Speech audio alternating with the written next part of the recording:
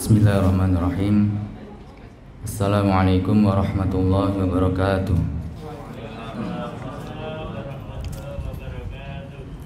Innal hamdalillah nahmaduhu wa nasta'inu wa nastaghfiruh wa na'udzu billahi min syururi anfusina min sayyiati a'malina. May yahdihillahu fala mudilla lahu wa may yudlil fala hadiya lahu. Asyhadu an la ilaha illallah wahdahu la syarika lahu wa asyhadu anna Muhammadan 'abduhu wa rasuluh. Sallallahu ala nabiyyina Muhammad wa ala alihi wa ashabihi wa man tabi'ahum bi ihsanin ila yaumiddin, amma ba'd.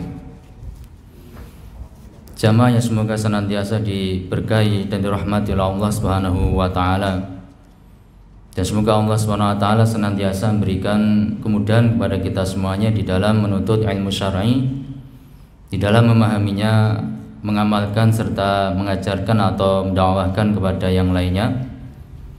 Dan semoga Allah Subhanahu wa taala memberikan kepada kita ilmu yang bermanfaat dan diberkahi.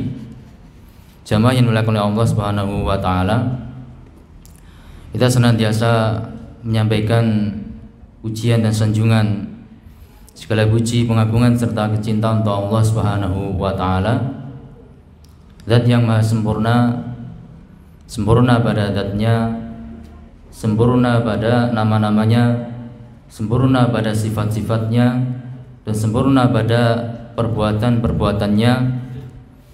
Begitu pula kita panjatkan segala puji, pengagungan serta kecintaan untuk Allah Subhanahu wa taala yang telah melimpahkan nikmat-nikmat yang tak terhingga kepada kita semuanya. Dan di antara nikmat yang sangat agung dari Allah Subhanahu wa taala, ketika Allah Azza wa Jalla memberitahukan kepada kita bahwasanya tujuan hidup kita itu untuk mengabdi, menghamba, beribadah kepada Allah Subhanahu wa taala. Bukan hanya memberitahu tentang tujuan hidup kita untuk beribadah kepadanya Azza wa Jalla, tapi Allah Subhanahu wa taala juga telah menentukan tata cara peribadahan dalam rangka untuk kita mendekatkan diri kepada Allah Subhanahu wa taala. Ini nikmat yang sangat agung dari Allah Azza wa Jalla. Karena tiada suatu perintah pun dari Allah Subhanahu wa taala melainkan itu merupakan kebaikan bagi diri kita sendiri. Sebaliknya tiada satupun larangan dari Allah Subhanahu wa taala melainkan itu merupakan suatu madarat yang Allah dengan sifat kasih sayangnya hendak menghindarkan madarat itu dari diri kita. Begitu pula ketika Allah Subhanahu wa taala mensyariatkan amalan-amalan, ritual-ritual peribadahan yang sangat agung supaya kita menjalankannya, itu semuanya kebaikannya juga kembali kepada diri kita sendiri. Allah Azza wa Jalla telah menegaskan, man 'amila salihan falinafsi wa man asaa fa'alaiha. Man, siapapun, amila salihan, yang dia melakukan suatu amal soleh. Amal soleh jenis apapun, yang penting dia itu amal soleh. Falinafsi, maka hakikatnya amal soleh yang dia lakukan itu untuk kebaikan diri sendiri. Dia sendiri yang mendapatkan pahala dari sisi Allah Subhanahu wa taala. Dia yang mendapatkan kebaikannya, dia yang mendapatkan pahalanya, dia mendapatkan berkah dari amal soleh itu dia sendiri. Bukan Allah Subhanahu wa taala yang butuh kepada ibadah seorang hamba. Jadi man 'amila sholihan falinafsi. Siapa yang beramal soleh, maka kebaikannya kembali kepada dirinya sendiri. Sebaliknya, waman asaa fa'alaiha. Siapapun yang berbuat suatu keburukan, maka 'alaiha, dosanya, keburukannya dia tanggung sendiri. Ini rahmat, kasih sayang dan keadilan dari Allah Subhanahu wa taala. Maka semua amal ibadah yang telah Allah syariatkan bagi kita untuk menjalankannya, ketika kita diberi hidayah taufik, kemudian kita diberi pertolongan oleh Allah Subhanahu wa taala sehingga kita mampu menjalankan amal ibadah tersebut, hakikatnya, kebaikannya, manfaatnya itu adalah untuk diri kita sendiri, untuk diri kita sendiri. Jamaah yang dimuliakan oleh Allah Subhanahu wa taala. Dan di antara amal ibadah yang telah ditetapkan oleh Allah Subhanahu wa taala, telah diwajibkan oleh Allah Subhanahu wa taala dalam sebagian keadaan dan juga telah disunnahkan pada beberapa yang lainnya, yakni ibadah yang sangat agung, ibadah salat. Ibadah salat. Ini ibadah yang sangat agung di sisi Allah Subhanahu wa taala. Bahkan sebagian ulama itu memberikan keterangan yang namanya peribadahan-peribadahan yang telah Allah syariatkan itu ada sekian banyak jenisnya. Sekian banyak jenis ibadah yang telah disyariatkan oleh Allah Subhanahu wa taala. Dan jenis ibadah itu tingkatannya berbeda-beda satu dengan yang lainnya. Di antaranya dijelaskan oleh sebagian ulama bahwasanya ibadah yang berupa berdoa memohon suatu kepada Allah Subhanahu wa taala, ibadah doa itu ibadah yang sangat agung, ibadah yang memiliki keutamaan, menunjukkan betapa seorang hamba itu sangat butuh kepada Allah Subhanahu wa taala. Akan tapi jenis ibadah doa ini masih terkalahkan, ada yang lebih mulia lagi, yakni ibadah zikrullah, berzikir kepada Allah Subhanahu wa taala. Meskipun dalam masalah ini memang ada khilaf di antara para ulama rahmatullahi ajmain. Ada yang mengatakan doa lebih utama dibandingkan zikrullah, tapi ana condong bahwasanya zikrullah itu lebih utama dibandingkan berdoa. Dan yang dibahas di sini jenis ibadahnya. Secara global bahwasanya ibadah zikrullah itu lebih utama dibandingkan ibadah berdoa. Dan ada yang lebih utama lagi di atas zikrullah, yakni tilawatul Quran, membaca Al-Qur'anul Karim. Jenis ibadah tilawatul Quran ini lebih utama dibandingkan zikrullah. Dan masih ada yang lebih utama lagi dibandingkan tilawatul Quran, yakni ibadah salat. Salat ini yang paling agung di sisi Allah Subhanahu wa taala. Jenis ibadah yang paling mulia, jenis ibadah yang paling agung itu adalah ibadah salat. Ibadah salat. Ini penjelasan sebagian ulama rahmatullahi ajmain, di antara Syekhul Islam Ibnu Taimiyah rahimahullah taala dan beberapa ulama yang lainnya. Jamaah yang dimuliakan oleh Allah Subhanahu wa taala. Dan banyak sekali keutamaan-keutamaan dari salat. Ya, banyak sekali keutamaan-keutamaan dari ibadah salat. Di antaranya kita sebutkan dua hadis saja. Yang pertama sebuah hadis yang hasan, riwayat Imam Tirmidzi dan yang lainnya, bahwasanya sahabat yang mulia Mu'adz bin Jabal radhiyallahu taala anhu menyampaikan sebuah sabdanya Rasulullah sallallahu alaihi wasallam. Apa kata Rasulullah sallallahu alaihi wasallam? Ra'sul amri al-Islam. Ra'sul amri, inti dari segala perkara agama kita yang mulia ini adalah al-Islam. Jadi intinya agama Islam itu adalah sikap Islam. Sikap Islam itu sikap apa? Sikap tunduk, patuh, pasrah kepada Allah Subhanahu wa taala. Itu yang menjadi inti dari perkara agama kita yang mulia ini, yaitu al-Islam, sikap tunduk, patuh kepada Allah Subhanahu wa taala. Wa amudu as-shalah. Kata Rasulullah SAW kemudian, wa amuduhu, dan tiangnya perkara agama ini adalah as-shalah, menegakkan salat. Salat itu tiangnya agama, kata Rasulullah sallallahu alaihi wasallam. Ini hadis yang hasan, riwayat Imam Tirmidzi rahimahullah taala dari sahabat yang mulia Mu'adz bin Jabal radhiyallahu taala anhu. Ini menunjukkan tentang keutamaan ibadah salat.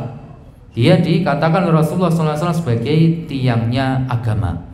Namanya tiang, kalau di suatu rumah itu ada tiang-tiang penyangga, ada sokok guru. Ketika tiang-tiangnya ini tidak ada, maka bangunan rumah itu akan ambruk, akan roboh. Ini menunjukkan tentang betapa pentingnya ibadah yang sangat agung ini, yakni ibadah sholat. Begitu pula diantara yang menunjukkan tentang keutamaan sholat. Yang kedua, bahwasanya sholat ini adalah amalan yang pertama kali akan dihisab oleh Allah Subhanahu wa taala nanti di hari kiamat, dan sangat menentukan. Amal ibadah sholat ini yang pertama kali dihisab oleh Allah Subhanahu wa taala dan sangat menentukan untuk amal-amal ibadah yang lainnya. Sebutkan dalam sebuah hadis yang sahih, Masih riwayat Imam Tirmidzi rahimahullah taala dari sahabat yang mulia Abu Hurairah radhiyallahu taala anhu, bahwasanya Rasulullah sallallahu alaihi wasallam bersabda, awwalu ma yuhasabu bihil 'abdu min 'amalihi yaumal qiyamah as-shalah. Pertama kali dari amalan seorang hamba yang nanti akan dihisab oleh Allah Subhanahu wa taala di hari kiamat, yang pertama kali dihisab adalah as-shalah.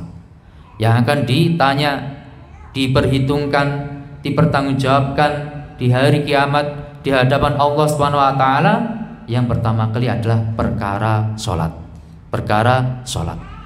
Kata Rasulullah sallallahu alaihi wasallam, fa in salahat, jika sholatnya itu bagus, kalau urusan sholatnya itu sudah bagus, faqad aflaha wa anjaha, maka sungguh dia telah selamat dan sungguh dia telah berbahagia, disebabkan amal ibadah sholatnya bagus. Kalau amal ibadah sholatnya bagus, akan membawa kebaikan kepada amal-amal ibadah yang lainnya. Sehingga dikatakan oleh Rasulullah SAW, faqad aflaha wa anjaha, sungguh dia sudah selamat dan dia sudah sukses, dia sudah berbahagia.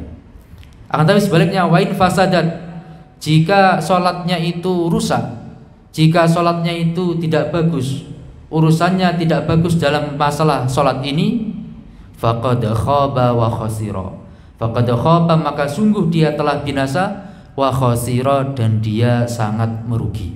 Dia sangat merugi kalau urusan sholatnya ini tidak baik, karena akan membawa keburukan kepada amal-amal ibadah yang lainnya. Kelanjutan hadisnya jelaskan oleh Rasulullah SAW, jika ada kekurangan pada sholat wajibnya, maka Ar-Rabb, yaitu Allah SWT, akan bertanya, hal unduru, lihatlah, hal li'abdi min tatawwu, apakah hambaku ini punya sholat sunnah. Ya, nanti kalau ada sholat sunnah, maka sholat sunnahnya ini akan dijadikan sebagai penembel kekurangan-kekurangan yang ada pada sholat wajibnya. Kemudian setelah itu, setelah selesai penghitungan amal terkait masalah sholat, baru kemudian diperhitungkanlah amal-amal yang lainnya sesuai dengan model ketika memperhitungkan terkait masalah sholat. Jamaah yang semoga diberkahi oleh Allah Subhanahu wa taala. Itu beberapa hal di antara keutamaan sholat, dan sangat banyak di sana hadis-hadis yang lainnya yang menjelaskan tentang kemuliaan dan betapa agungnya masalah sholat ini di sisi Allah Subhanahu wa taala. Dan kita tahu sholat ada yang merupakan sholat sunnah dan ada juga yang merupakan sholat wajib. Kalau sholat wajib 5 waktu, kita mengetahui itu merupakan rukun Islam yang kedua. Rukun Islam yang kedua setelah syahadatain, di mana syahadatain merupakan pintu gerbang untuk masuk ke dalam agama Islam, inti agama Islam. Kemudian setelah itu rukun Islam yang kedua adalah iqamatus shalah, menegakkan sholat. Sholat 5 waktu perkara yang sangat agung, perkara yang sangat penting di sisi Allah Subhanahu wa taala. Jamaah yang dimuliakan oleh Allah Subhanahu wa taala, hanya saja kemuliaan-kemuliaan yang sangat agung dari sholat itu, sebagaimana ibadah-ibadah yang lainnya, akan bisa diraih kemuliaan itu kalau terpenuhi syarat-syaratnya. Dan insya Allah kita semua sudah mengetahui syarat untuk diterimanya suatu amal di sisi Allah Subhanahu wa taala. Ada 2 syarat kalau amal yang dilakukan oleh seorang yang beriman pada Allah Subhanahu wa taala. 2 syarat. Syarat yang pertama al-ikhlas, secara batinnya amalan itu dimurnikan ikhlas untuk mencari keridhaan dari Allah Subhanahu wa taala. Kemudian syarat yang kedua al-mutaba'ah, mengikuti aturan ketentuan dari sunnahnya Rasulullah Shallallahu Alaihi Wasallam. Para ulama menjelaskan bahwasanya al-ikhlas ini timbangan baiknya suatu amalan secara batinnya. Timbangan secara batin dilihat dari sisi keikhlasannya. Apakah amalan itu ikhlas karena Allah Subhanahu wa taala, mencari pahala di sisi Allah Azza wa Jalla, mencari ridhonya, mencari surganya, mencari pahalanya, ataukah amalannya itu untuk perkara-perkara duniawi? Nah, ini yang pertama, tinjauan dari sisi yakni atau timbangan dari sisi batinnya dengan menunjuk kepada keikhlasannya. Adapun yang kedua yakni mutaba'ah, mengikuti aturan dari Rasulullah Shallallahu Alaihi Wasallam. Ketika menjelaskan firman Allah Subhanahu Wa Taala, Alladzi khalaqal mauta wal hayata liyabluwakum ayyukum ahsanu amala. Allah zat yang menciptakan kehidupan, yang menciptakan kematian. Tujuannya apa? Liyabluwakum, supaya Allah itu akan menguji kalian semuanya, ayyukum ahsanu amala. Siapa di antara kalian yang paling bagus amalannya. Ini tujuan kita diciptakan oleh Allah Subhanahu wa taala. Menguji kita semuanya, menguji masing-masing dari kita, siapa kiranya di antara kita itu yang paling bagus amalannya di sisi Allah Subhanahu wa taala, dalam penilaian Allah Subhanahu wa taala. Dijelaskan oleh Al-Imam Abu Ali Fudail bin Iyad rahimahullah taala, ahsanu amala, sebaik-baik amalan yang dimaksudkan adalah akhlasuhu wa aswabuhu. Dua sisi. Yang pertama akhlasuhu, yang paling ikhlas karena Allah Subhanahu wa taala. Dan cukup dengan ikhlas saja, tapi harus ada sisi yang kedua, wa aswabuhu, dan yang paling benar sesuai sunnahnya Rasulullah Shallallahu Alaihi Wasallam. Dua perkara ini harus berjalan seiring sejalan, karena merupakan manifestasi perwujudan dari dua kalimat syahadah. Asyhadu an la ilaha illallah, kita wujudkan dengan memurnikan ibadah ikhlas karena Allah Subhanahu wa taala. Asyhadu anna Muhammadar Rasulullah, perwujudannya yakni dengan memurnikan mutaba'ah, mengikuti aturan ketentuan dari Rasulullah Shallallahu Alaihi Wasallam. Maka kata Fudail bin Iyad rahimahullah taala, innal amala, sesungguhnya amalan itu, idza kana khalisan, jika amalan itu ikhlas karena Allah Subhanahu wa taala, walam yakun shawaban, tapi belum benar, belum sesuai sunnahnya Rasulullah Shallallahu Alaihi Wasallam, lam yuqbal, amalan itu tidak diterima oleh Allah Subhanahu wa taala. Meskipun ikhlas masya Allah, tapi tidak sesuai dengan sunnahnya Rasulullah Shallallahu Alaihi Wasallam, lam yuqbal, tidak diterima oleh Allah Subhanahu wa taala. Begitu pula sebaliknya, idza kana shawaban walam yakun khalisan, lam yuqbal, jika amalannya itu benar secara zahir sesuai dengan tuntunannya Rasulullah Shallallahu Alaihi Wasallam, akan tetapi secara batinnya ternyata tidak ikhlas karena Allah Subhanahu wa taala, lam yuqbal, juga tidak diterima oleh Allah Subhanahu wa taala. Hatta yakuna khalisan shawaban, sampai amalannya itu ikhlas karena Allah Subhanahu wa taala secara batin dan benar sesuai tuntunannya Rasulullah sallallahu alaihi wasallam secara lahiriah, maka baru diterima oleh Allah Subhanahu wa taala. Ini dua syarat yang sangat penting. Tidak bisa kita hanya memperhatikan satu sisi kemudian mengabaikan sisi yang lainnya. Terkadang sebagian orang sangat memperhatikan sisi keikhlasan dia dalam beribadah kepada Allah Subhanahu wa taala, tapi kurang memperhatikan tentang sisi mutaba'ah, mengikuti sunnahnya Rasulullah Shallallahu Alaihi Wasallam. Sebaliknya sebagian manusia pula ada yang sangat perhatian bagaimana amal ibadahnya itu benar-benar sesuai dengan tuntunannya Rasulullah Shallallahu Alaihi Wasallam secara zahirnya, tapi sayang secara batinnya kurang dalam keikhlasannya memurnikan ibadah itu tujuannya meraih keridhaan dari Allah Subhanahu wa taala. Maka dua sisi ini kita harus benar-benar memperhatikannya. Kalau kita ingin mendapatkan dan meraih ahsanul amal, amalan yang terbaik, maka kita harus mengikhlaskan amalan kita itu untuk Allah Subhanahu wa taala, dan kita murnikan mutaba'ah kita dalam menjalankan suatu amalan itu hanya mengikuti sunnahnya Rasulullah Shallallahu Alaihi Wasallam. Dan ini berlaku dalam segala hal, berlaku dalam segala bentuk ibadah, ibadah sholat, ibadah puasa, ibadah berzikir, ibadah zakat, dan ibadah haji maupun ibadah-ibadah yang lainnya, itu semuanya harus terpenuhi dua hal ini, ikhlas karena Allah Subhanahu wa taala dan mutaba'ah, mengikuti sunnahnya Rasulullah Shallallahu Alaihi Wasallam. Jamaah yang dimuliakan oleh Allah Subhanahu wa taala, maka tidak cukup seorang hamba hanya memperhatikan keadaan hatinya dari sisi keikhlasan, tapi kurang perhatikan dari sisi bagaimana dia ittiba', mengikuti ajaran dan sunnahnya Rasulullah Shallallahu Alaihi Wasallam. Bahkan Allah Subhanahu Wa Taala telah menegaskan bahwasanya jika seorang hamba itu benar-benar cinta kepada Allah Subhanahu Wa Taala, jujur dalam kecintaannya kepada Allah Subhanahu Wa Taala, pasti dia akan apa? Dia diwajibkan untuk ittiba kepada Rasulullah Shallallahu Alaihi Wasallam. Dalam sebuah ayat yang mulia, yang kata Ibnu Katsir rahimahullah taala disebut sebagai ayatul mihnah, ayat ujian. Ayat ujian bagi siapapun yang mengklaim, yang mengaku dirinya itu cinta kepada Allah Subhanahu Wa Taala, dia itu cinta kepada Rasulullah Shallallahu Alaihi Wasallam, maka di hadapannya datang ayat yang mulia ini.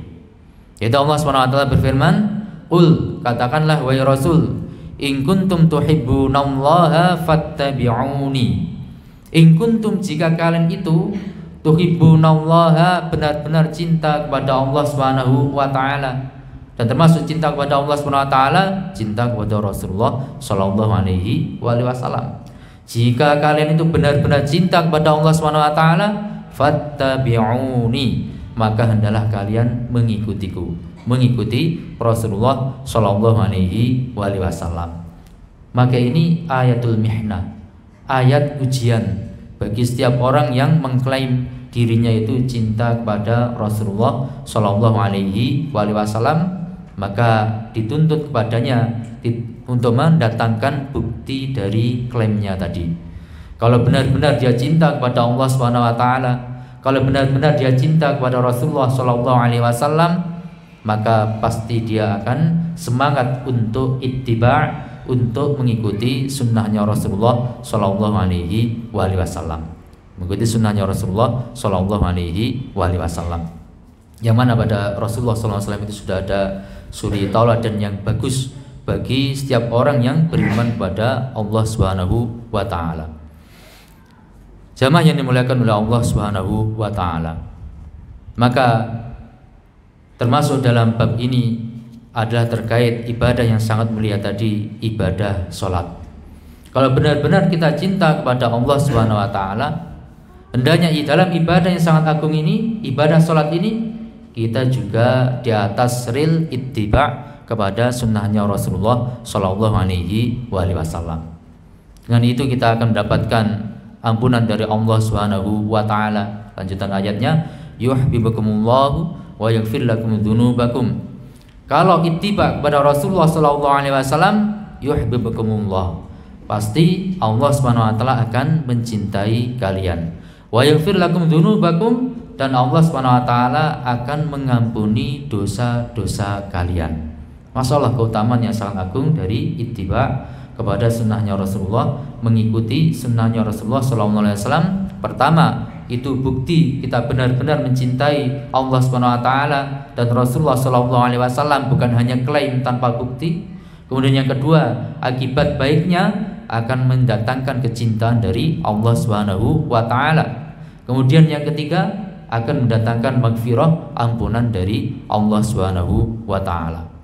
Jamaah yang dimuliakan oleh Allah Subhanahu Wa Taala, maka begitu pula dalam masalah sholat, ya hendaknya sholat kita itu benar-benar mencontoh kepada Rasulullah Shallallahu Alaihi Wasallam.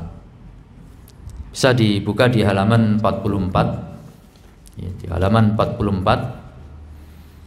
Di situ Syekh Albani rahimahullah taala menyebutkan sebagian hadis yang menunjukkan tentang keutamaan seorang itu menjalankan sholat ya sesuai dengan tata cara sholatnya Rasulullah Shallallahu Alaihi Wasallam di halaman 44. Kata Syekh Albani rahimahullah taala, bahwasanya Nabi Shallallahu Alaihi Wasallam memberi kabar gembira kepada siapa yang sholat seperti sholatnya beliau Shallallahu Alaihi Wasallam, bahwa Allah Azza wa Jalla berjanji memasukkannya ke dalam surga.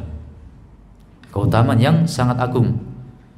Menjalankan sholat, tapi bukan sembarang sholat, akan tetapi menjalankan sholat sesuai dengan kaifiyah, sesuai dengan tata cara yang telah diajarkan oleh Rasulullah SAW, Allah janjikan bahwasanya Allah akan memasukkannya ke dalam surganya. Sebutkan di sini, dan ini hadis yang sahih riwayat Al-Imam Abu Dawud rahimahullah taala dari sahabat yang mulia Ubadah bin Samit radhiyallahu taala anhu. Jadi ditambahkan di situ ya, hadis sahih riwayat Abu Dawud dari sahabat yang mulia Ubadah bin Samit radhiyallahu taala anhu. Kata Rasulullah sallallahu alaihi wasallam, khamsu sholawatin, salat 5 waktu. Kita sudah tahu semua salat 5 waktu, subuh, zuhur, asar, maghrib dan isya. Iftaradahunna Allah, yang mana Allah SWT benar-benar telah mewajibkan salat 5 waktu itu. Kata Rasulullah SAW, man, siapapun, ahsana, yang dia memperbagus wudu ahunna, wudu dia untuk sholat 5 waktu. Ini hal pertama yang disebutkan oleh Rasulullah Sallallahu Alaihi Wasallam. Dan pahala, janji pahala yang disebutkan dalam hadis yang mulia ini harus terpenuhi semua poin yang disebutkan oleh Rasulullah Sallallahu Alaihi Wasallam. Poin pertama apa? Poin pertama, harus memperbagus wudunya, wudu sebagaimana yang diajarkan oleh Rasulullah Sallallahu Alaihi Wasallam.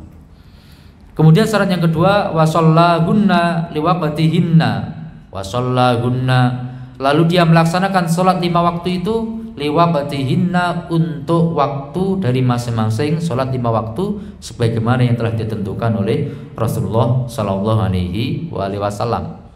Syarat yang kedua apa? Sholat pada waktunya.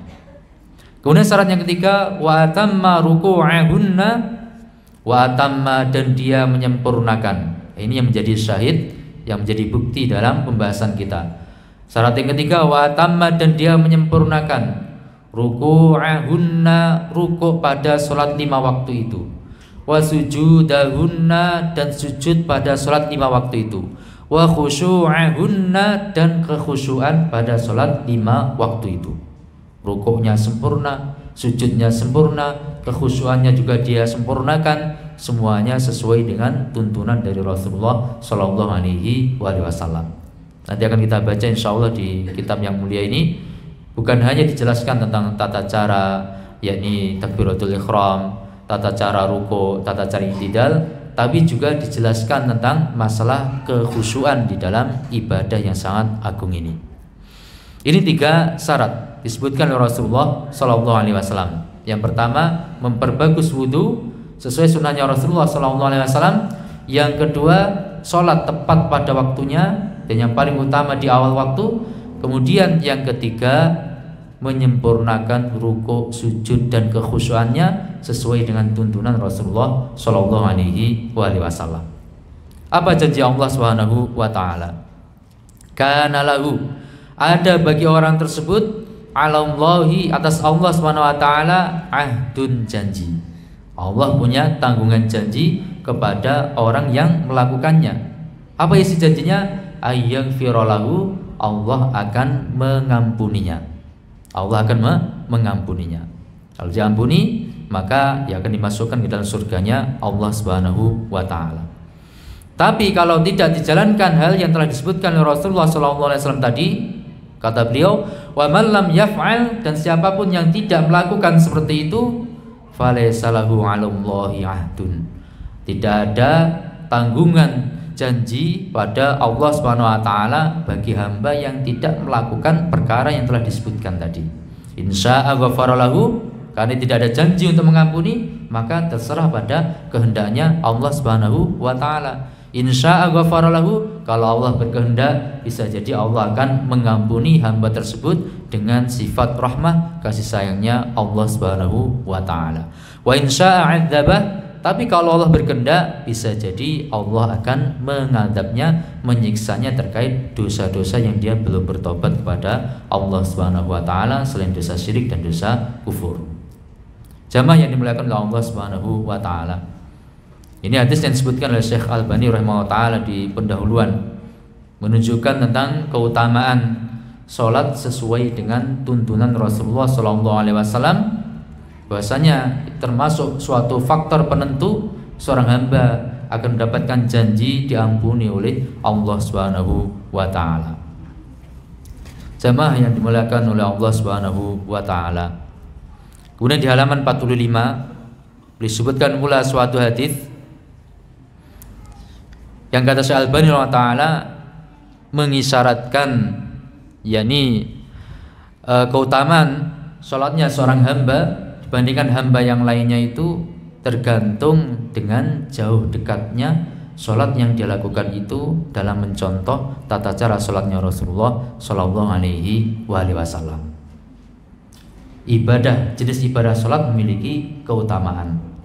Akan tapi ibadah salatnya si A beda dengan ibadah salatnya si B, nilai atau kadarnya di sisi Allah Subhanahu wa taala. Banyak faktor yang menentukan.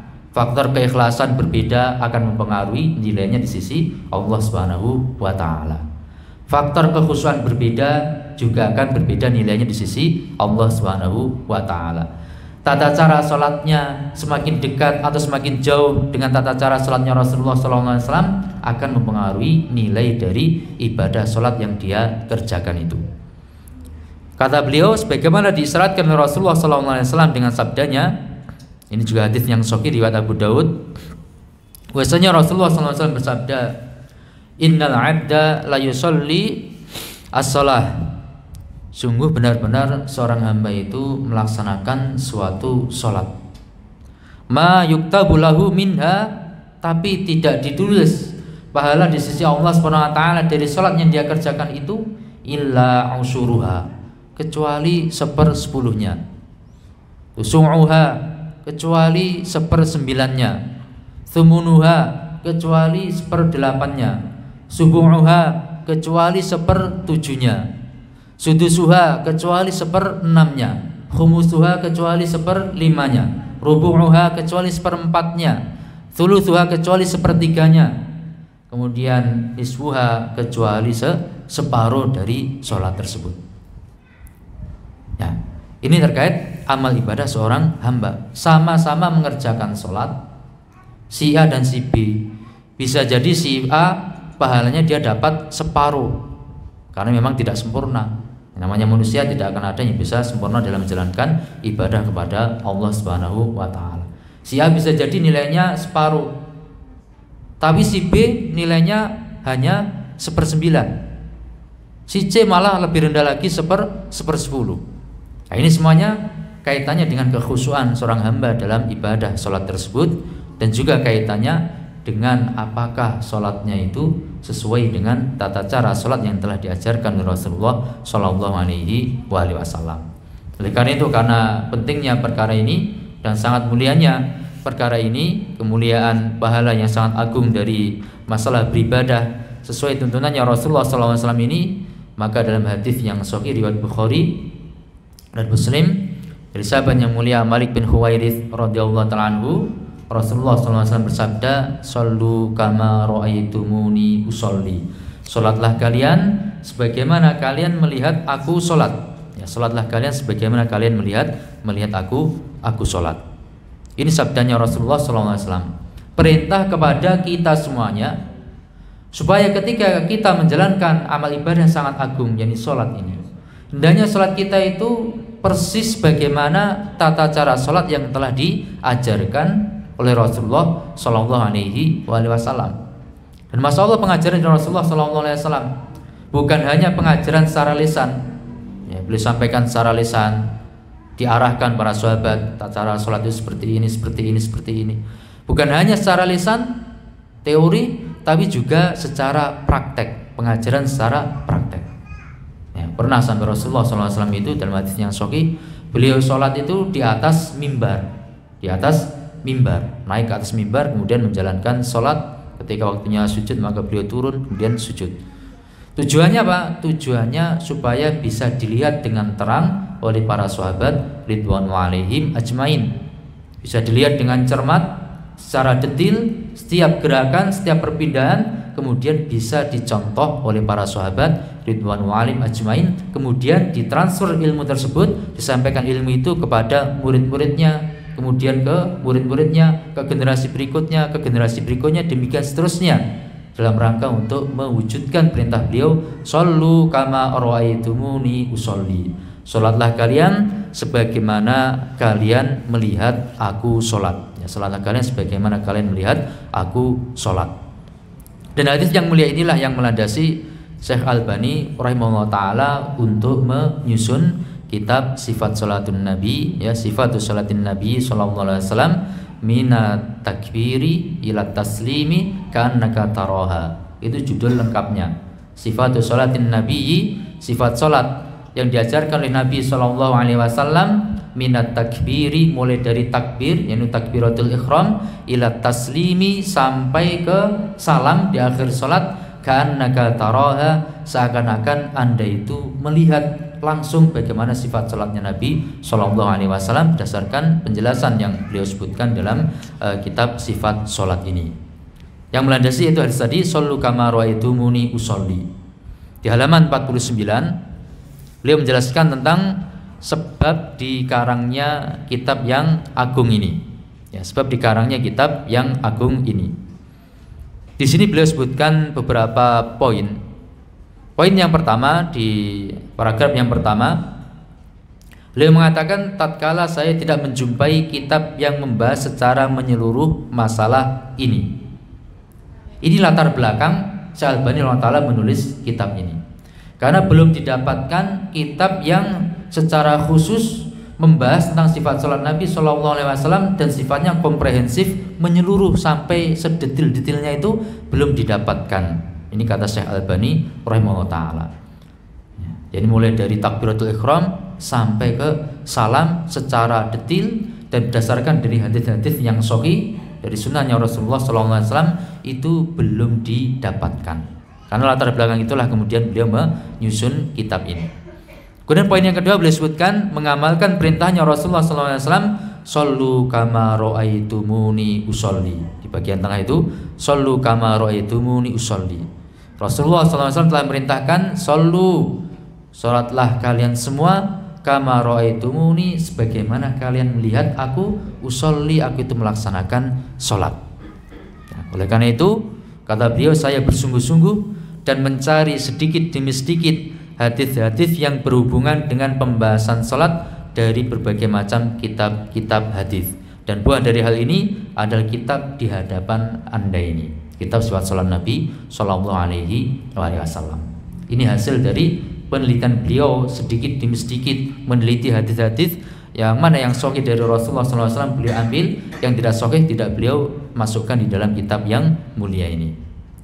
Jamaah yang dimuliakan oleh Allah Subhanahu wa taala. Sebenarnya kitab Sifat Salat Nabi Sallallahu Alaihi Wasallam ini adalah ringkasan. Ini ringkasan. Sebelum menulis kitab ini, Syekh Albani rahimahullah taala punya kitab asal yang dikenal dengan Aslu Sifati Salatin Nabi Sallallahu Alaihi Wasallam. Kitab asal, ya, kitab asal dari kitab Sifat Salat Nabi Sallallahu Alaihi Wasallam. Dalam bahasa Arabnya 3 jilid, ya, dalam bahasa Arabnya 3 jilid. Dipaparkan panjang lebar di sana tentang takhrij hadisnya, jalur-jalur periwayatannya, kemudian khilaf-khilaf di antara para ulama, gharibul hadisnya, segala macamnya disebutkan dalam kitab Asal Sifat Salat Nabi Sallallahu Alaihi Wasallam. Jadi itu hasil penelitian selama beberapa tahun. Setelah itu beliau kemudian menyusun kitab yang kedua, yaitu kitab Sifat Salat Nabi Sallallahu Alaihi Wasallam yang ada di hadapan kita ini. Ini ringkasan dari Asal Sifat Salat Nabi Sallallahu Alaihi Wasallam. Nah, dan di sini modelnya pakai 2 model, yakni ada bagian atas, ada bagian bawah. Bagian atas itu adalah ibaratnya seperti matan, ya, keterangan tentang isinya. Kemudian bagian bawah keterangan secara ringkas tentang hadis tersebut yang beliau sebutkan di bagian atas. Ini Sifat Salat Nabi Sallallahu Alaihi Wasallam. Dan beliau punya kitab yang ketiga. Setelah menyusun kitab ini, Asal Sifat Salat diringkas menjadi Sifat Salat.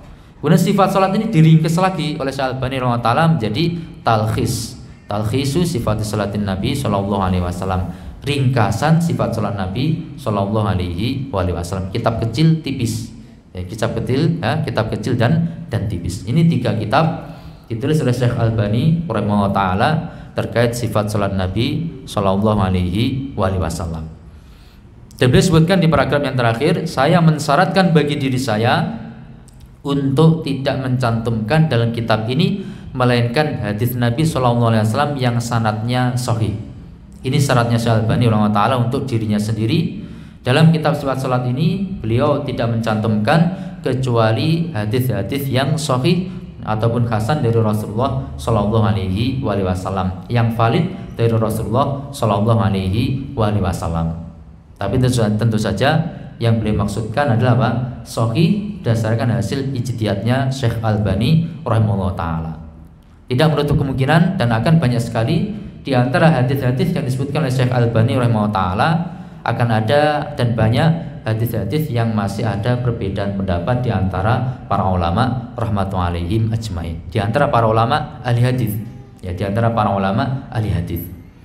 Tapi intinya apa yang beliau sebutkan dalam kitab yang mulia ini, ketika terjadi perbedaan pendapat hasil ijtihad para ulama ahli hadis dalam menentukan sahih tidaknya, insya Allah tidak keluar dari wilayah khilafun qawiyun, khilaf yang kuat di antara para ulama rahmatullahi alaihim ajmain. Khilaf yang kuat yaitu memiliki sisi kekuatan secara ilmiah, ada dalilnya masing-masing dari dan penggunaan kaidah-kaidah mustalah hadis yang berlaku antara kedua belah pihak yang berbeda di dalam menghukumi suatu hadis. Nah, maka perlu kita ketahui kita pun juga tidak mengharuskan bagi kita untuk senantiasa mengikuti apa yang disahihkan ataupun didhaifkan oleh Syekh Albani rahimahullah taala. Beliau seorang ulama Ahlussunnah wal Jamaah, tapi sebagaimana ulama yang lainnya bisa benar bisa keliru, maka begitu pula Syekh Albani rahimahullah taala bisa benar bisa keliru. Semua ulama adalah manusia, tidak maksum. Yang maksum hanyalah Rasulullah Shallallahu Alaihi Wasallam. Maka insya Allah nanti metode kita baca kitab yang mulia ini, kemudian ketika di sebagian permasalahan ada khilaf yang kuat dan Ana pertimbangkan betul untuk disampaikan, insya Allah akan Ana sampaikan secara ringkas. Tapi kalau tidak perlu untuk disampaikan, kita tidak akan menyampaikan khilaf tersebut. Jadi Ana pertimbangkan nanti masing-masing permasalahan, apakah masalah hadis yang berbeda ijtihad para ulama sahih tidaknya kita sampaikan ataukah tidak, kemudian juga perbedaan fikihnya para ulama apakah kita sampaikan atau tidak. Insya Allah kita akan melihat masing-masing permasalahan yang akan kita lewati di dalam kitab ini. Tapi intinya kita punya kaidah bahwasanya Ahlussunnah wal Jamaah memiliki sikap pertengahan terhadap para ulama rahmatullahi alaihim ajmain. Ahlussunnah wal Jamaah tidak ekstrim kanan juga tidak ekstrem kiri dalam menyikapi para ulama rahmatullahi alaihim ajmain. Sikap yang pertengahan itu bagaimana? Sikap yang pertengahan itu adalah mengumpulkan di antara dua sikap. Sikap yang pertama yakni memuliakan dan mengagungkan seluruh para ulama Ahlussunnah wal Jamaah rahmatullahi alaihim ajmain. Tidak merendahkan satupun di antara para ulama Ahlussunnah wal Jamaah rahmatullahi alaihim ajmain. Ini kita memuliakan semuanya. Baik itu Al-Imam Abu Hanifah rahimahullah taala kita muliakan, Imam Malik rahimahullah taala kita muliakan, Imam Asy-Syafi'i rahimahullah taala kita muliakan, Imam Ahmad bin Hanbal kita juga muliakan. Begitu pula seluruh para ulama Ahlussunnah wal Jamaah yang lainnya, kita senantiasa memuliakan mereka. Kemudian sikap yang kedua, kita mengambil apa hasil ijtihad para ulama rahmatullahi ajmain tadi yang sesuai dengan Al-Quran dan sunnahnya Rasulullah Shallallahu Alaihi Wasallam. Jadi sana ada kubu yang ekstrem kanan dan ekstrem kiri. Ekstrem kanan maksudnya bagaimana? Ekstrem kanan itu terlalu berlebihan dalam memuliakan para ulama, lebih-lebih ulama yang dia pegang madhabnya, sehingga seakan-akan ulama yang jadi panutannya itu adalah seperti Nabi Shallallahu Alaihi Wasallam. Pokoknya apa dauhnya ulama tersebut. Kalau sudah bilang A, mesti itu yang benar, tidak mungkin keliru. Seakan-akan ulama itu Nabi Shallallahu Alaihi Wasallam. Diangkat derajatnya sampai seperti Nabi Shallallahu Alaihi Wasallam. Ini berlebihan di dalam memuliakan para ulama. Sebaliknya di sana juga ada sebagian manusia itu yang merendahkan kedudukan para ulama rahmatullahi alaihim ajmain. Dia pahami Al-Quran dan Sunnah itu dengan pemahamannya sendiri, tidak mau mengambil bantuan dari keterangan para ulama rahmatullahi alaihim ajmain. Terlalu pede terhadap keilmuan dia yang rendah, kemudian dia merendahkan ya para ulama rahmatullahi alaihim ajmain. Maka Ahlussunnah wal Jamaah punya sikap pertengahan, Semua ulama Ahlussunnah wal Jamaah kita memuliakannya, tapi bukan berarti kemudian kita berlebihan di dalam memuliakan sampai kita angkat derajatnya seperti Nabi Shallallahu Alaihi Wasallam. Tapi juga kita tidak sampai meremehkan para ulama dengan tidak menggubris, tidak memperhatikan bagaimana keterangan mereka terkait ayat Al-Quran atau keterangan mereka tentang sunnahnya Rasulullah Shallallahu Alaihi Wasallam. Akhirnya sikapnya Ahlussunnah wal Jamaah pertengahan, tidak berlebihan dan juga tidak meremehkan. Dan ini berlaku bagi seluruh ulama Ahlussunnah wal Jamaah rahmatullahi alaihim ajmain, termasuk Syekh Albani rahimahullah taala. Insyaallah nanti kita akan melanjutkan setelah break sebentar untuk adzan. Kita lanjutkan tentang metode dalam kitab ini dan keterangan yang sangat penting beliau ambil dari keterangan para Imam 4 yang menjelaskan wajibnya kita untuk merujuk kepada sunnahnya Rasulullah Sallallahu Alaihi Wasallam. Kita break sebentar.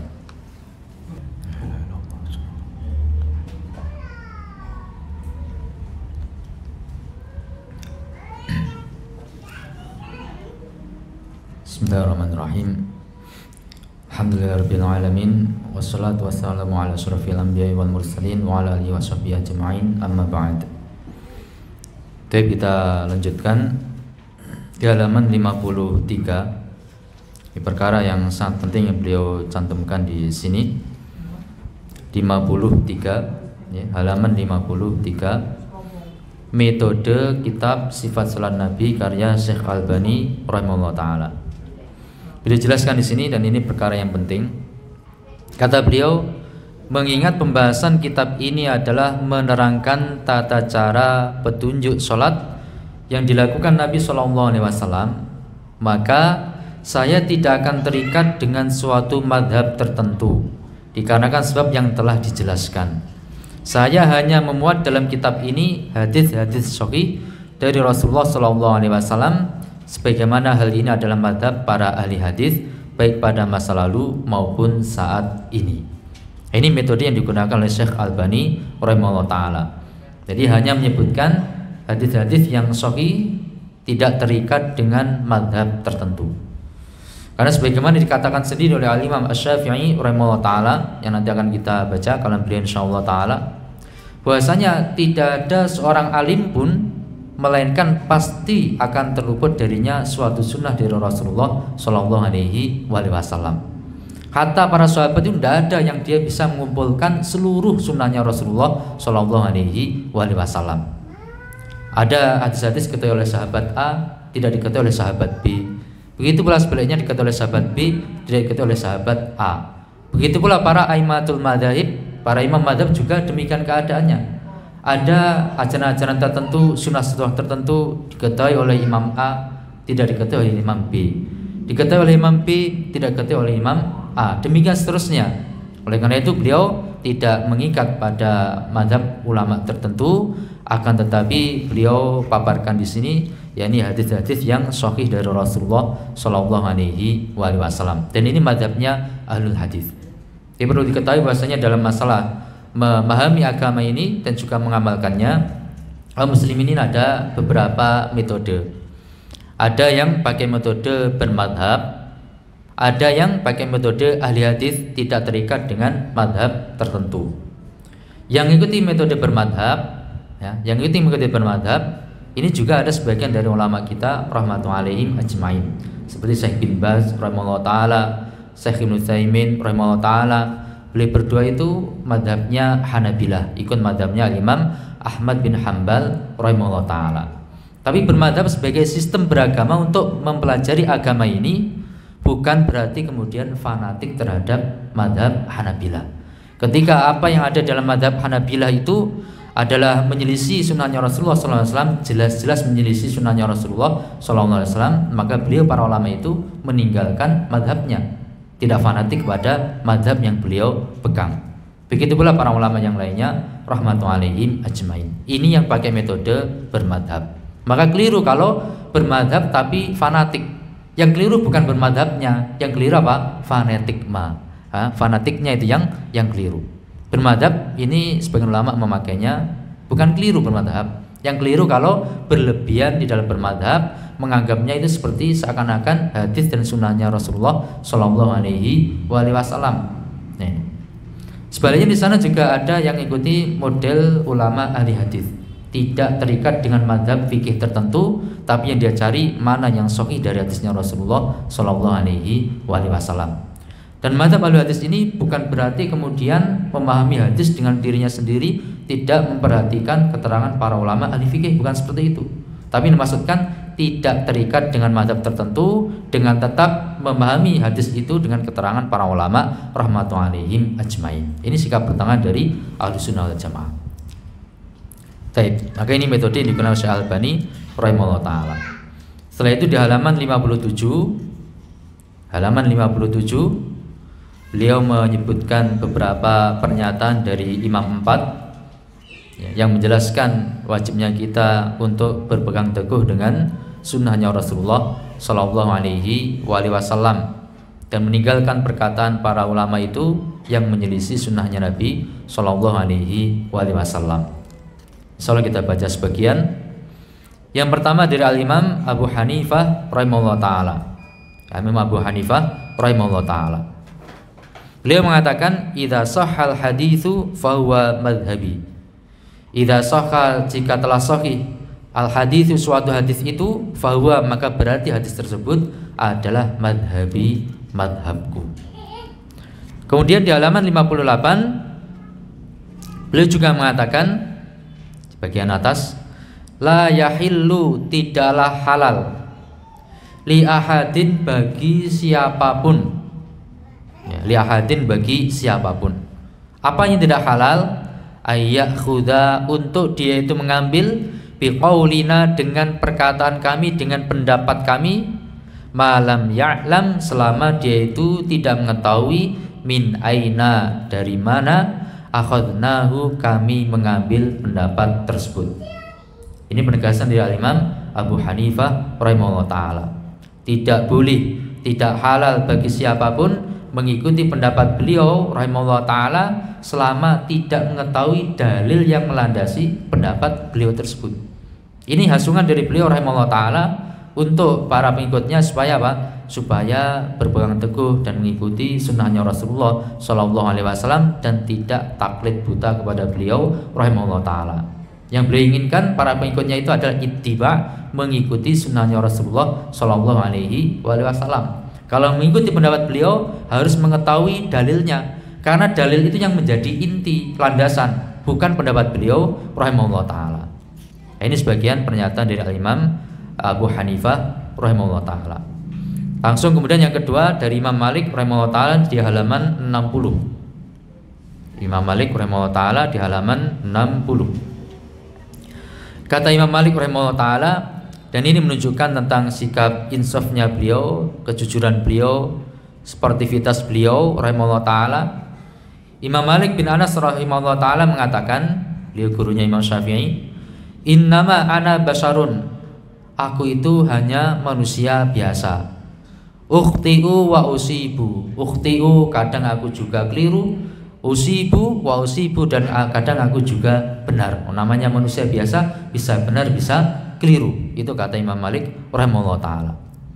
Karena aku bisa benar, aku juga bisa keliru, fanzuru fi ra'yi, hendaknya kalian itu melihat dulu pada pendapat yang aku sampaikan.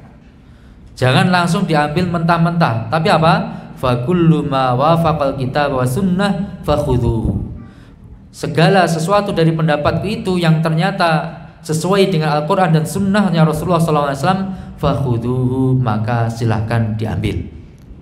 Lihat dulu, kalau aku mengucapkan suatu pendapat, lihat dulu, jangan diambil mentah-mentah, lihat dulu. Kalau sesuai Al-Quran dan sunnah, silahkan diambil. Wa kullu ma lam yuwafiqil kitab wa sunnah fatrukuh. Segala sesuatu dari pendapatku yang tidak sesuai Al-Quran dan sunnah, maka tinggalkanlah. Maka tinggalkanlah. Karena patokannya ada Al-Quran dan sunnahnya Rasulullah SAW, bukan perkataan para ulama rahmatullahi alaihim ajmain. Kemudian kata Imam Malik rahimahullah taala, laisa ahadun ba'dan nabiyyi, tidak ada seorang pun sepeninggal Nabi SAW, illa wa yu'khadhu min qawlihi wa yutraku, melainkan bisa diambil dari perkataannya dan bisa pula ditinggalkan dari perkataannya.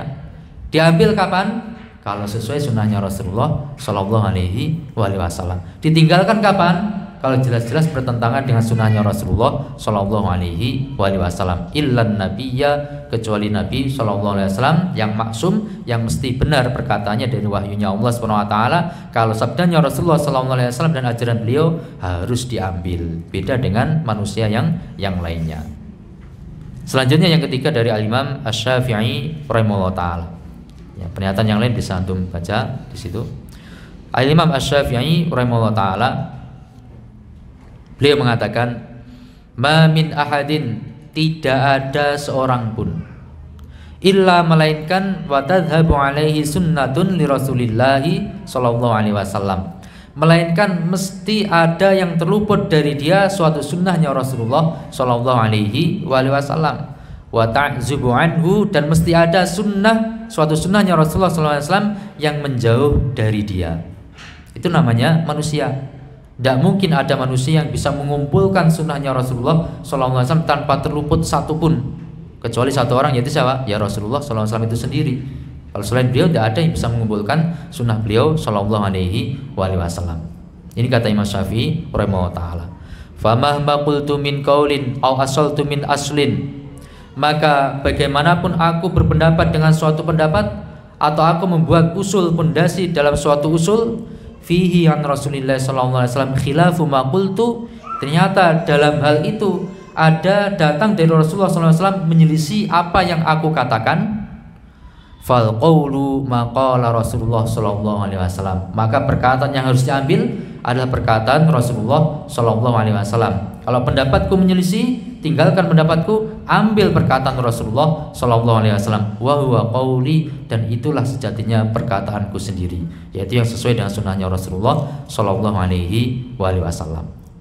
Kemudian di halaman 63 yang nomor 2, idza wajadtum, jika kalian mendapati, kata Imam Syafi'i rahimahullah taala, fi kitabi, di dalam kitabku itu, khilafa sunnati Rasulillah, sesuatu yang menyelisih sunnahnya Rasulullah sallallahu alaihi wasallam, faqulu bi sunnati Rasulillahi, maka hendaklah kalian semuanya mengucapkan, berpendapat dengan apa yang ada di sunnahnya Rasulullah sallallahu alaihi wasallam, wa da'u ma qultu, dan tinggalkanlah ucapanku, tinggalkanlah pendapatku. Ini nasihat dan arahan dari Al-Imam Asy-Syafi'i rahimahullah taala. Kalau didapat ada pendapat beliau yang jelas-jelas menyelisih sunnahnya Rasulullah SAW, maka yang harus diambil adalah sunnahnya Rasulullah SAW dan tinggalkan perkataanku. Beliau rahimahullah taala juga mengatakan, idza shahhal haditsu fa huwa madhhabi, jika telah sahih suatu hadis maka berarti itu adalah madhabku, kata Al-Imam Asy-Syafi'i rahimahullah taala. Terakhir di halaman 66, yaitu Al-Imam Ahmad bin Hanbal rahimahullah ta'ala, di bagian bawah nasihat dari Imam Ahmad bin Hanbal rahimahullah ta'ala, la tuqallid dinaka ahadan min haula, janganlah kalian menggantungkan agama Anda kepada seorang pun di antara para ulama rahmatullahi alaihim ajmain. Kalau urusan agama itu sandarannya, patokannya jangan taklid, ya, jangan diikatkan kepada seorang pun di antara para ulama rahmatullahi alaihim ajmain. Tapi yang menjadi patokan, yang menjadi sandaran itu adalah sunnahnya Rasulullah sallallahu alaihi wasallam dan pemahaman para sahabat ridwanullahi alaihim ajmain. Selanjutnya kata Imam Ahmad bin Hanbal rahimahullah taala, majaa, apapun yang datang anin nabi, dari Nabi sallallahu alaihi wasallam, wa ashabihi, dan dari sahabat Nabi ridwanullahi alaihim ajmain, fakhudh bi, maka hendaklah diambil. Apapun yang datang dari Rasulullah sallallahu alaihi wasallam, ambil, meskipun menyelisih pendapatnya imam madhab. Apa yang datang dari para sahabat menjelaskan dan memahami sunnahnya Rasulullah sallallahu alaihi wasallam, ambil, meskipun beda dengan imam madhab. Tsumma tabi'ina ba'du, kemudian kalau setelah masa itu, masanya sahabat, yakni setelah itu yaitu masa tabi'in, ar-rajulu fihi mukhayyarun, laki-laki atau seseorang itu di masa tabi'in. Kalau kaitannya dengan perkataan tabi'in itu mukhayyarun, bisa mengambil pilihan, dipilih dari perkataan tabi'in yang berbeda-beda itu mana yang lebih dekat dengan sunnahnya Rasulullah SAW dan mana yang bisa sesuai dengan pemahaman para sahabat ridwanu alaihim ajma'in. Ini nasihat dari para ulama, dari Imam 4 rahmatu alim ajma'in, menasihatkan kepada kita untuk senantiasa berpegang teguh dengan sunnahnya Rasulullah Shallallahu Alaihi Wasallam dan menjadikan itu sebagai patokan, karena hanya yang datang dari sunnah itulah yang maksum, sebagaimana firman Allah Subhanahu Wa Taala, "Wa ma yantiqu 'anil hawa in huwa illa wahyu yuha." Tidaklah Nabi Shallallahu Alaihi Wasallam itu berkata dari hawa nafsunya, apa yang beliau ucapkan tiada lain adalah wahyu dari Allah Subhanahu Wa Taala. Adapun selain Nabi itu adalah sebagaimana kata Imam Malik rahimahullah taala, adalah manusia biasa, bisa benar bisa pula keliru. Kalau yang benar sesuai sunnahnya Nabi sallallahu alaihi wasallam kita ambil, kalau pas yang keliru jelas-jelas menyelisih sunnahnya Nabi sallallahu alaihi wasallam maka kita tinggalkan dan kita ambil pendapat ulama yang lain yang dalam hal itu sesuai sunnahnya Rasulullah sallallahu alaihi wasallam. Wallahu a'lam bishawab. Mungkin sampai di sini apa yang bisa kita sampaikan, mudah-mudahan bisa difahami dan bermanfaat. Ada pertanyaan?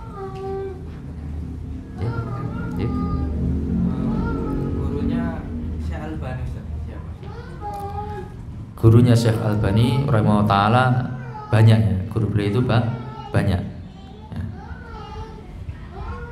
ya, disebutkan seperti Syekh Roghib ya, Syekh Roghib beliau yang berikan ijazah sanad ya, kitab-kitab hadis kepada Syekh Albani rahimahullah taala. Dan beliau juga belajar kepada banyak para ulama. Kalau awalnya belajar kepada ayah beliau sendiri. Ayah beliau itu seorang ulama madhabnya Hanafiyah, mengikut Abu Hanifah rahimahullah taala. Dan kebetulan ayahnya sangat fanatik pada madhab Hanafiyah, sehingga kemudian ya banyak berbeda dengan sang putra yaitu Syekh Albani rahimahullah taala.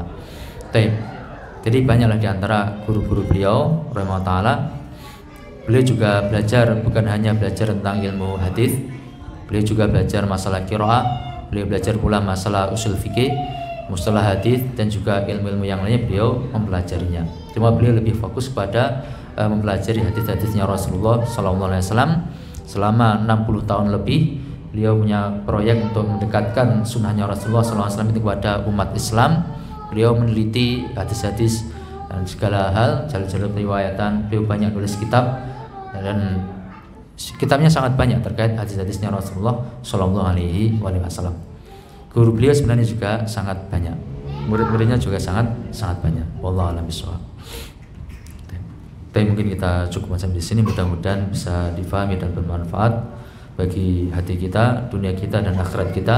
Kalau ada benarnya dari Allah Subhanahu Wa Taala, kalau ada kelirunya karena keterbatasan ilmu ana, semoga diampuni oleh Allah Subhanahu Wa Taala. Kurang lebihnya mohon maaf. Subhanakallahumma bihamdika asyhadu an la ilaha illa anta astaghfiruka wa atubu ilaik. Wa akhiru da'wana alhamdulillahi rabbil alamin. Wassalamualaikum warahmatullahi wabarakatuh.